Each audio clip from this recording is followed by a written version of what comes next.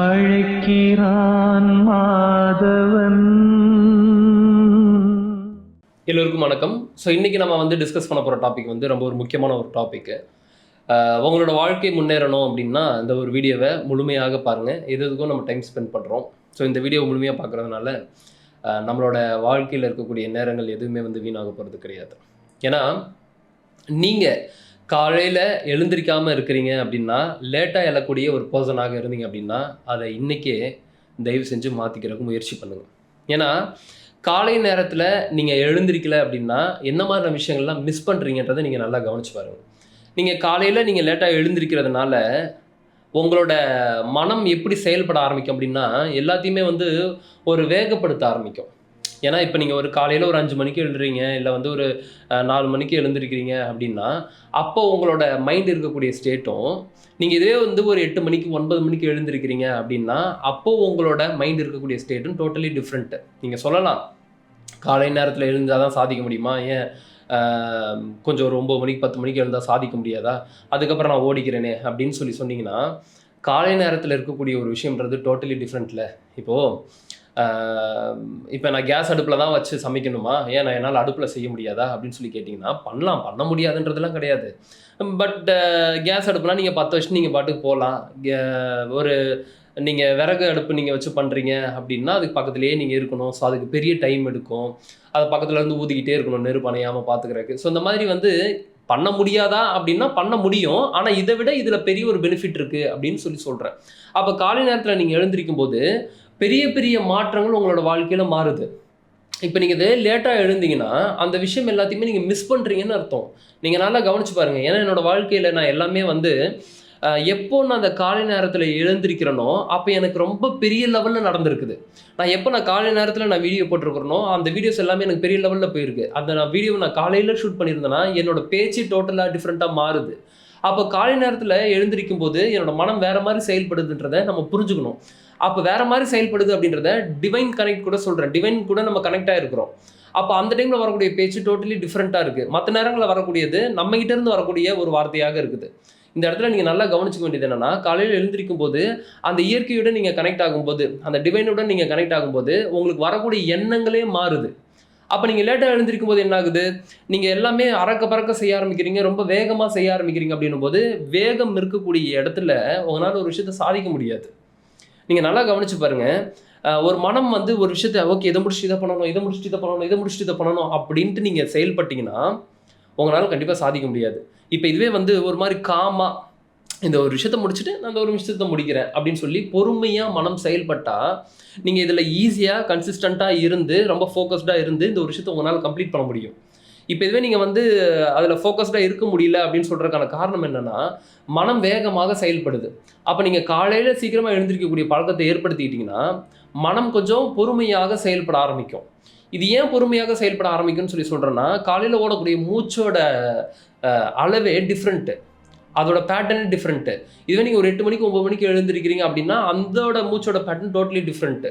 அதனால தான் காலை நேரத்தை நம்ம முன்னோர்கள் ரொம்ப பெரிய ஒரு விஷயமாக சொன்னாங்க. அப்போ நீங்கள் காலையில் எழுந்திருக்கும் போது பெரிய பெரிய விஷயங்களை சாதிக்க முடியுமா அப்படின்னா பெரிய லெவலில் சாதிக்க முடியுன்றது தான் என்னோட கருத்து. நான் இதை பற்றி ஒரு பிரம்ம முகூர்த்தம் சொல்லி ஒரு வீடியோ ஒன்று போட்டிருக்கேன். கிட்டத்தட்ட அது ஒரு 1 மில்லியன் வியூஸ் தாண்டி போயிருந்தது. அதை நீங்கள் பார்க்கல அப்படின்னா லிங்க் டிஸ்கிரிப்ஷன்லையும் அண்ட் மேலே கார்ட்லையும் தரேன், நீங்கள் பார்த்து தெரிஞ்சுங்க. பிரம்ம முகூர்த்த நேரம்ன்றது சாதாரண நேரம் கிடையாது. காலையில் எழுந்திருக்கும் போது உங்களோட மனம் பொறுமையாக செயல்படும் சொன்னேன், நிதானமாக செயல்படும். அப்போ அறக்க பறக்க வேகமாக செயல்படாது. அப்போ வேகமாக செயல்படலைன்னா நீங்கள் என்ன பண்ணுறீங்கன்றதுல உங்களுக்கு ஒரு கவனம் இருக்கும். அப்போ அந்த ஒரு கவனம் வரும்போது அந்த கான்ஷியஸ்னஸ்ன்னு சொல்கிறோம் இல்லையா, அந்த அவேர்னஸ் கிரியேட் ஆகுது இல்லையா, அது உங்களுக்கு எல்லா விஷயத்தையும் ஏற்படுத்தி கொடுக்குது. அந்த அவேர்னஸ் இல்லாதனால தான் நீங்கள் என்ன பண்ணுறீங்கன்னே தெரியாமல் மொபைல் ஃபோனை ஸ்க்ரோல் பண்ணிகிட்டு இருக்கிறீங்க, உட்காந்து தேவையில்லாத விஷயத்துக்கெலாம் நீங்கள் டைம் ஸ்பெண்ட் பண்ணிகிட்டு இருக்கிறீங்க, ரொம்ப பிஸியாக இருக்கிறதா நீங்கள் நினச்சிக்கிட்டு டிஸ்ட்ராக்ட் ஆகி ரொம்ப பிஸியாக இருக்கீங்க. ஸோ இந்த மாதிரியான விஷயங்கள் எல்லாம் குறையணும் அப்படின்னா இந்த காலை நேரத்தை நீங்கள் சீக்கிரமாக எழுந்து பயன்படுத்திக்கணும். ஏன்னா நீங்கள் நல்லா கவனிச்சு பாருங்கள், அதிக சதவீதம் எந்த நேரத்தில் எழுந்திருக்கிறாங்க அப்படின்னா நீங்கள் எந்த டைமில் எழுந்திரிச்சிட்டு இருக்கீங்களோ அந்த டைமில் தான் ஒரு 8 மணிக்கு, ஒரு 9 மணிக்கு, ஒரு 7 மணிக்கு அந்த ரேஞ்சில் வந்து எழுந்திருக்கிறாங்க. அப்போது அந்த டைமில் மனிதர்கள் எழுந்திருக்கும் போது அந்த எண்ண அலைகளுக்குள்ளே வந்து நீங்கள் சிக்குவீங்க. ஏன்னா இத்தனை பேரோட எண்ண அலைகள் அப்படின்றது இங்கே போயிட்டு வந்துகிட்டே இருக்கு இல்லையா? ஸோ அப்படின்னும் போது நீங்கள் அந்த நேரத்தில் எழுந்திருக்கும் போது அதே இடத்துல தான் நீங்கள் இருக்கிறீங்க. அப்போ அதுக்கு தகுந்தாற் போலான ஒரு மாசு ஏற்படுது. இப்போது காலையில் ஒரு 5 மணிக்கு நீங்கள் ரோட்டில் ட்ராவல் பண்ணுறதுக்கும், ஒரு 9 மணிக்கு நீங்கள் ட்ராவல் பண்ணுறதுக்கும், காலை 9 மணிக்கு ட்ராவல் பண்ணுறதுக்கும் பெரிய டிஃப்ரென்ஸ் இருக்குது. ஏன்னு கேட்டிங்கன்னா, காலையில் நீங்கள் ஒரு 5 மணிக்கு நீங்கள் ட்ராவல் பண்ணுறீங்கன்னா, யாரும் கூட்டம் அதிகமாக இருக்காது, வண்டி வாகனங்கள் அதிகமாக போகாது, அப்போ அந்த ஏர் பொல்யூஷன் இருக்காது, அந்த சவுண்டு பொல்யூஷன் இருக்காது. அப்போ இந்த மாதிரி 9 மணிக்கு இருக்குமா அப்படின்னு சொல்லி பார்த்தீங்கன்னா இல்லை. ஏன்னா அதிகமான வண்டிகள் போயிட்டு வந்துட்டு இருக்கு. அப்போது அதிகமான நபர்கள் ஒரு இடத்துல செயல்படுறாங்கன்னா அந்த இடத்துல ஒரு மாதிரியான மாற்றங்கள் நிகழுதுன்றதை நம்ம புரிஞ்சுக்கணும். அப்போ நீங்கள் காலையில் மற்றவங்க எழுந்திருக்கிறதுக்கு முன்னாடி நீங்கள் எழுந்திருக்கும் போது உங்களுக்கு அதிகமான டைம் கிடைக்குது. ஃபஸ்ட்டு உங்களோட நேரத்தை நீங்கள் சேவ் பண்ணுறீங்க. எல்லாரும் எழுந்து ஓடுறதுக்கு முன்னாடியே உங்களோட நேரத்தை நீங்கள் ஸ்டார்ட் பண்ணுறீங்க. அப்போ எல்லாருக்கும் வந்து ஒரு 5 மணி நேரம் 6 மணி நேரம் தான் கிடைக்குதுன்னா உங்களுக்கு கிட்டத்தட்ட ஒரு 10 மணி நேரம் கிடச்சிருக்கும், 8 மணி நேரம் கிடச்சிருக்கும். அப்போ அந்த ஒரு 2 மணி நேரத்தில் நீங்கள் இன்னும் எஃபெக்டிவாக ஒர்க் பண்ணலாம். அப்போது இந்த காலை நேரத்தில் எழுந்திருக்கும் போது இன்னும் எண்ணங்கள் பெரிய லெவலில் மாறும்போது நீங்கள் மற்ற நேரங்களில் ஒரு 2 மணி நேரம் எடுத்து செய்யக்கூடிய ஒரு விஷயத்த நீங்கள் இதில் ஒரு 1/2 மணி நேரத்தில் செஞ்சு முடிச்சுட்டு போயிடுவீங்க. ஏன்னா கற்பனை அந்த அளவுக்கு ரொம்ப சூப்பராக இருக்கும், அந்த அளவுக்கு ரொம்ப எஃபெக்டிவாக செயல்படுவீங்க. இதை பண்ணி முடிச்சதுக்கப்புறம் இதெல்லாம் நான் தான் பண்ணனா அப்படின்னக்கூடிய கேள்வியே உங்களுக்கு வரும். நீங்கள் எழுந்து பாருங்கள், அதுக்கப்புறம் நீங்கள் சொல்லுவீங்க. நான் காலை நேரத்தில் எழுந்து நான் பிரம்ம முகூர்த்தம் கிளாஸஸ் பண்ணியிருக்கேன். அந்த பிரம்ம முகூர்த்தம் கிளாஸஸில் பல பேருக்கு டிரான்ஸ்ஃபர்மேஷன் லைஃப்பில் ஏற்பட்டிருக்குது. பிரம்ம முகூர்த்தம் கிளாஸ் அட்டன் பண்ண பிறகு லைஃப்ல நிறைய சேஞ்சஸ் நடந்திருக்கு. நிறைய சிச்சுவேஷனுக்கு ஆன்சர் கிடைச்சு ஆங்கர் மேனேஜ்மெண்ட் பயங்கரமா டிராஸ்டிக்கா என்னால மேனேஜ் பண்ண முடிஞ்சது. நாங்க எல்லாம் என்ன தெரிஞ்சுக்கணும் எல்லாத்தையும் இந்த கிளாஸ்ல கிடைச்சுங்க. ரொம்ப தெளிவா கத்து கொடுத்தாரு. ஸோ இதுல இருந்து என் லைஃப் வந்து ரொம்ப சந்தோஷமா இருக்கு. மாற்றம் சொல்றது என்னைய பொறுத்தவரை பணம், பொசிஷன் எல்லாமே நிறைய கிடைச்சிருக்கு. அதுக்கான காரணமும் அவங்க காலையில் எழுந்து அவங்களோட ஒரு ஹேபிட்ஸை வந்து சேஞ்ச் பண்ணி அதை கன்சிஸ்டன்சி மெயின்டைன் பண்ணி எடுத்துகிட்டு போனதுனால தான். அப்போ அந்த பிரம்ம முகூர்த்த நேரம் அப்படின்றது வந்து சூப்பரான நேரம். நீங்கள் மேனிஃபெஸ்ட் பண்ணணும் அப்படின்னு நீங்கள் நினைக்கிறதுக்கு ஒரு உகந்த நேரம் வந்து அந்த பிரம்ம முகூர்த்த நேரம். ஏன்னா மைண்ட் ரொம்ப காமாக இருக்குது.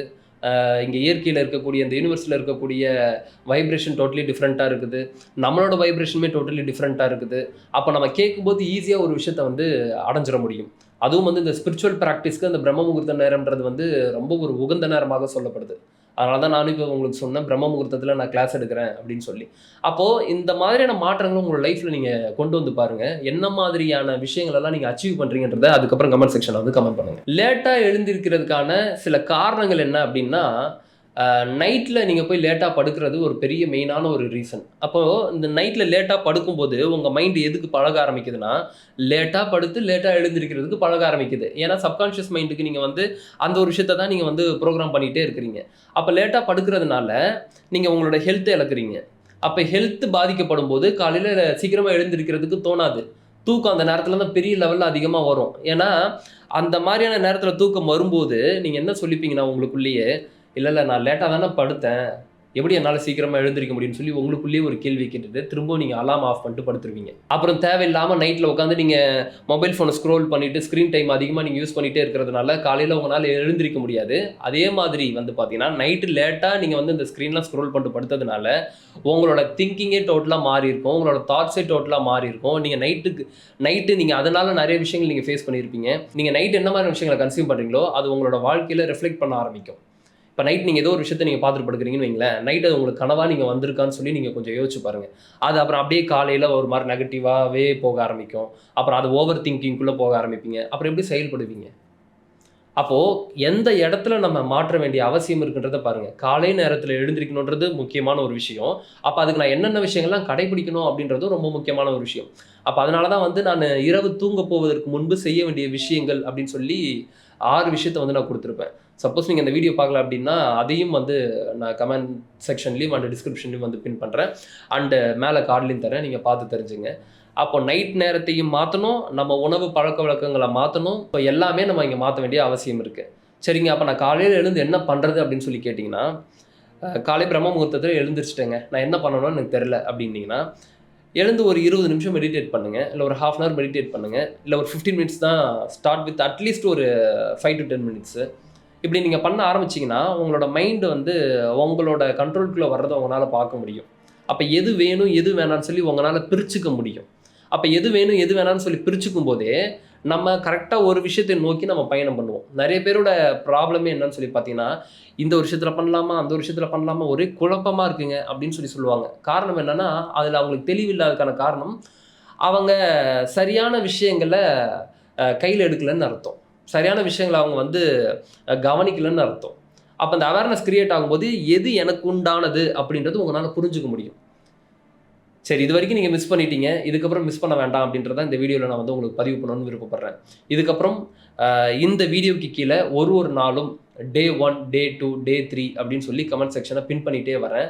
நீங்கள் இந்த டே 1 கம்ப்ளீட் பண்ணுறீங்க அப்படின்னும் போது, நாளையிலேருந்து இது நம்ம சேலஞ்சாக எடுத்துக்கலாம். டே 1 நீங்கள் கம்ப்ளீட் பண்ணுறீங்க அப்படின்னும் போது, டே 1 கம்ப்ளீட்டட் அப்படின்னு சொல்லி கமெண்ட் செக்ஷனுக்கு கீழே வந்து கமெண்ட் பண்ணுங்கள். டே 2க்கு நான் திரும்பவும் வந்து கமெண்ட் செக்ஷனில் வந்து பின் பண்ணுவேன். டே 2ல் வந்து கம்ப்ளீட்டட்னு சொல்லி கமெண்ட் செக்ஷனில் வந்து கமெண்ட் பண்ணுங்கள். ஸோ இந்த மாதிரி நம்ம பண்ணும்போது நீங்களும் உங்களை நீங்கள் ட்ராக் பண்ணிக்கிறதுக்கு ஸ்டார்ட் பண்ணுவீங்க. உங்களுக்கு ஒரு மோட்டிவேஷன் ஒன்று கிரியேட் ஆகும். ஸோ இதை வந்து நம்ம ஃபாலோ பண்ணலாம். நெக்ஸ்ட்டு நம்மளோட பிரம்ம முகூர்த்தம் அந்த வேக்கப் சேலஞ்ச் வந்து பார்த்தீங்கன்னா, நாளைக்கு காலையில் 5 மணிக்கு வந்து ஸ்டார்ட் ஆக இருக்குது. அதாவது May 14, 2026 டு May 23 வரைக்கும் இந்த 10 days வேக்கப் சேலஞ்ச் வந்து ஸ்டார்ட் ஆக இருக்குது. ஜஸ்ட் 99 rupeesக்கு தான் வந்து பண்ணுறோம். ஸோ விருப்பப்படுறவங்க இதில் கலந்துக்கலாம். நிறைய விஷயங்கள் நம்ம டிஸ்கஸ் பண்ண போகிறோம், மெடிடேட் பண்ண போகிறோம், அண்ட் உங்களை நீங்கள் ட்ராக் பண்ண போகிறீங்க. நம்ம எந்த அளவுக்கு செயல்படுறோம், ஸோ நம்மளோட வாழ்க்கை எப்படி மாறி இருக்குது அப்படின்றது எல்லாமே வந்து இந்த 10 daysல நீங்கள் ட்ராக் பண்ணுவீங்க. ஸோ இன்னும் நீங்கள் ஜாயின் பண்ணல அப்படின்னா லிங்க் வந்து டிஸ்கிரிப்ஷன் அண்ட் ஃபர்ஸ்ட் கமெண்ட்லையும் இருக்குது. கிளிக் பண்ணி ஜாயின் பண்ணிக்கலாம். இல்லைனா ஆஃபீஸ் நம்பரை கான்டெக்ட் பண்ணி ஜாயின் பண்ணிக்கிங்க. ஸோ இந்த ஒரு விஷயத்தை உங்கள்கிட்ட பதிவு பண்ணணும்னு சொல்லி விருப்பப்பட்டேன். தயவு செஞ்சு இந்த பிரம்ம முகூர்த்த நேரத்தை மிஸ் பண்ணிடாதீங்க. நம்ம கிளாஸில் கலந்துக்கலனாலும் அட்லீஸ்ட் நீங்களே இந்த ஒரு விஷயத்தை கடைப்பிடிக்க ஸ்டார்ட் பண்ணுங்கள். வாழ்க்கை பெரிய லெவலில் மாறும். மீண்டும் உங்களை சந்திக்கிறேன். நன்றிகள். வணக்கம். வணக்கம் குருஜி. நான் வந்து November 3 லாஸ்ட் இயர்ல நான் வந்து நவம்பர் பிரம்ம முகூர்த்த கிளாஸ்ல நான் ஜாயின் பண்ணேங்க. அதுக்கப்புறம் எனக்கு நிறைய ப்ராப்ளம்லாம் இருக்கு. 1 month செஷன்ல நான் உங்களை மீட் பண்ணேன். அதுக்கப்புறம் நான் ரசமணி வாங்கி என்னோட பர்த்டே அன்னைக்கு நீங்கள் விஷ் பண்ணி எனக்கு நான் போட்டுக்கிட்டேன். அதுலேருந்து செகண்ட் வீக் அப்படியே எனக்கு கொஞ்சம் சேஞ்சஸ் நல்லா தெரிஞ்சது. பேசாதவங்க பேசினாங்க. ஸோ அப்படியே கொஞ்சம் லைஃப் நல்லா போயிட்டு இருந்தது. இப்போ திடீர்னு மலேசியா போயிட்டு வரேன்னு சொல்லி கேட்டேன். ஓகே, 1 week போயிட்டு வந்தாச்சு. அப்புறம் திருவண்ணாமலை போகணும் எனக்கு ரொம்ப ஆசை. அதுக்கான வாய்ப்பே அமையல. அப்புறம் குட் ஃப்ரைடே அன்னைக்கு கேட்டேன், போலாமா? போலாம், ஒரே வார்த்தை போலாம். எனக்கு என்னன்னே தெரியல. சரி, எல்லாமே நல்லதான் நடக்குது, ரொம்ப சந்தோஷம். அது எல்லாமே நீங்க தான் நான் கண்டிப்பா சொல்லுவேன். நீங்க இப்ப சொல்ற மாதிரி எப்பவுமே உங்க கிளாஸ் எது போட்டாலும் சரி, உடனே நான் உள்ள வந்துருக்கேன். அது வந்து அட்டன் பண்ணி அப்புறம் நான் வண்டியில டிரைவ் பண்ணும்போது எங்க போனாலும் நீங்க சொல்ற வார்த்தைகள் வந்து உள்ள அப்படியே போயிட்டே இருக்கும். ஸோ அதை நான் அப்படியே வச்சுக்கிட்டு அதை அப்படியே ஃபாலோ பண்ணிடுவேன். அப்புறம் பாம்பன் சுவாமி கோயிலுக்கு போயிட்டு வந்தேன். அப்புறம் சர்க்கரை அம்மன் ஜீவசமாதி. ஸோ இப்படி நிறைய இப்போ கோயில்களுக்கெல்லாம் போறேன். கூப்பிட்டாலும் வந்துடுறாங்க. அப்புறம் பசங்களோட ஸ்டடீஸ்லயும் நல்லா இருக்கு. இப்போ பையனும் வந்து பாத்தீங்கன்னா அங்கிள் காலையில கிளாஸ் வச்சாங்கன்னா சொல்லுங்க, நான் வந்து காலையில உட்காந்துக்கிறேன். இப்போ அவர் கிரிக்கெட் போயிட்டு இருக்கிறாரு. ஸோ அதனால அவருக்கு வர முடியல. அப்புறம் இந்த மாதிரி விஷயம் வந்து பாத்தீங்கன்னா எனக்கு லைஃப்ல நிறைய சேஞ்சஸ். அது எனக்கு சொல்ற வார்த்தையில் அவ்வளோ சந்தோஷம். அதுக்கெல்லாம் காரணம் நீங்க தான். Thank you so much Guruji.